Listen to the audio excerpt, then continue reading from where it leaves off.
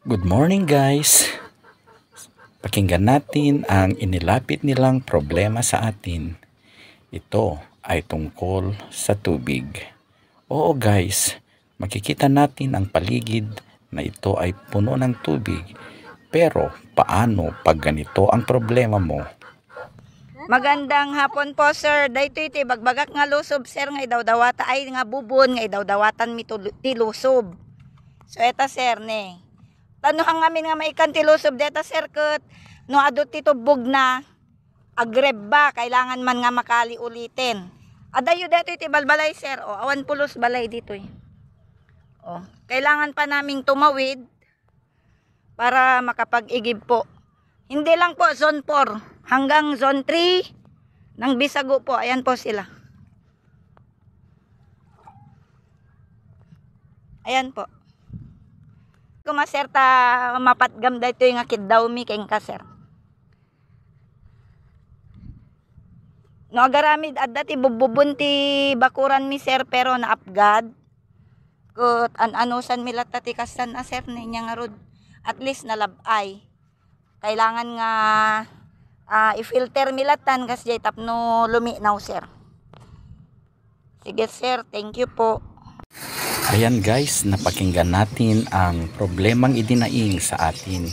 Kaya agad-agad natin itong sinagot. Dahil kailangan nila ng isang malinis na tubig. Paayaw din naman natin na dahil lang sa tubig, sila ay magkakasakit. Ayan guys, papunta na ako. Sumakay kami ng bangka. Papunta doon sa lugar na yun. Araw din ito, pinuntahan namin ang lugar na yan. Bumili ako ng tinatawag nilang luso para maiwasan ang soil erosion. At ito ang magsisilbing balon o imbagan ng tubig. At ito rin ay para maging malinis ang gagamitin nilang tubig. Guys, mag-cross tayo ng Ilog Cagayan para mapuntahan natin ang lugar na ito. Samahan niyo ako guys. At titingnan ang tunay na kalagayan ng mga residente na nagsusunod natin. Bali, isang oras din ang aming nilakbay. Sumakay kami ng bangka dahil hindi naman magalaw ngayon ang ilog. Maganda ang aming paglalakbay sa ilog. This is where the river meets the sea. Doon tayo pupunta guys. Doon sa dagong yun. Sadyang mapagbiro naman ang tadhana, diba? Marami ka ng tubig sa paligid mo, pero hindi mo naman ito magagamit. Pwede lang panlinis, pwede kang lumangoy, pero sa pag-araw-araw na panggamit mo, ay hindi mo naman ito magagamit. Kaya guys, ayan, nandyan ako. At ayan guys, sumakay ako kasama ko ang ating computer. Pumunta tayo doon sa may lugar na itinuturo nilang merong balon. Oops, medyo lumalakas yata ang alon. Pero sanay na tayo na dadaan sa mga ganyan. Kasi pumunta na tayo sa isang isla. Ayan guys, malapit na tayo sa lugar na yan. Malapit na natin makita ang sinasag nilang balon na kung saan doon sila kumukuha ng isang tabang na tubig. Dahil ito ay nasa paligid nila ay maalat ng katulugan. Guys, mainit ang panahon pero maganda ang tanawin na aking nakikita.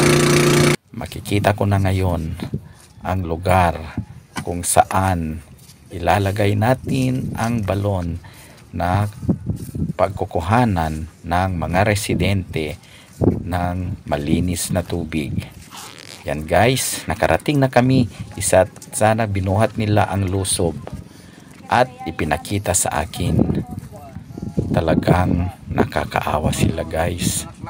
Ganyan ang tubig na nakukuha nila So kailangan nila guys na malagyan ng lusob para maging malinaw at malinis ang tubig.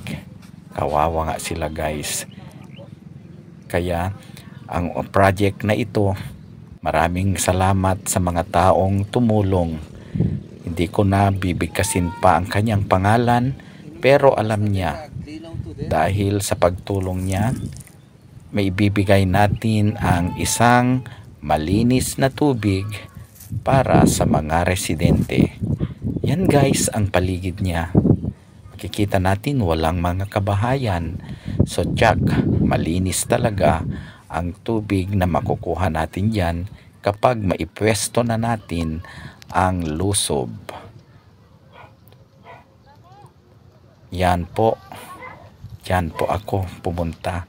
Tanghaling tapat ang pagbibigay natin ng blessing.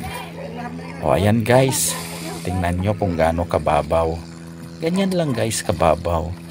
Kaya sinabi ko, alisin muna lahat ang tubig na nakaimbak dyan sa balon para ma-filter tapos nilagay namin ang lusob na siyang sasala doon sa tubig sa balon.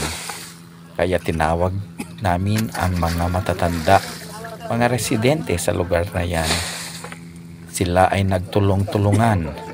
Isa ang nag-alis ng tubig, isa ang naglinis ng paligid, at isa ang naglagay ng lusob para sa ikakaganda ng balon na yan. Guys, tanghaling tapat, pero hindi namin inalintana ang init. Ginawa namin guys, o ayan, binungkal pa nila para mas lumalim na. Ilalagay na mamaya ang tinatawag nating lusob para maiwasan ang soil erosion. Gaya ng sinabi kanina, ang hiling nila kapag kukuha sila ng tubig at walang lusob, matatabunan ang balon na yan.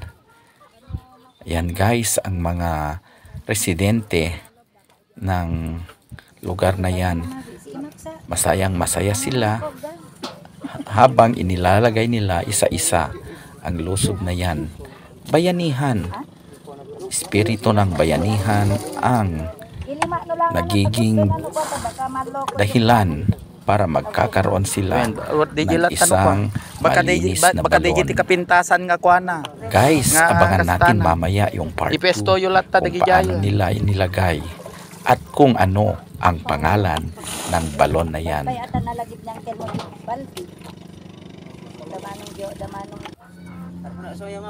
Ayan guys, isa na ang nailagay.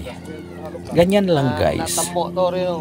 Hindi naman ito masyadong malalim dahil sabi natin madali lang ang tubig dahil nakapaligiran ito ng kasi maalat na tubig. timang filter di tanto nga ko Filter na.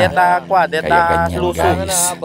Mamaya ipapakita ko sa inyo ang balon ng pagmamahal. Yo, galano ko gre, pananom no, galan. Matabeng. Hoy, masigan. Ayan guys, salamat sa mga tumulong para magkatotoo ang ating proyekto. Kung wala kayo guys, wala din akong magagawa at hindi ko rin matutulungan ang mga residente sa lugar na yan. Yan guys, naipwesto na. Naipwesto na nila ang 3 lusob.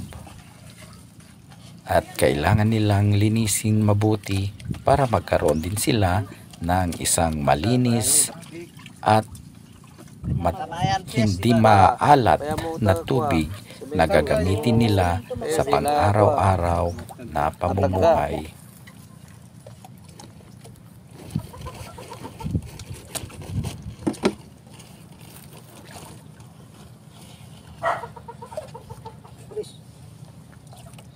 Dalo miya baldi de. La. Yung siya. Oh. Iwan mo sa. No, gre pa yata tanong na. Bale na ako na kusog na tora ko kay Eh namula lusob pere, regara ko na. Magita mo ko gayon na COVID. Ako magkatama ko. M1 gare nga inyali mo na iawan. Pagka. Pagka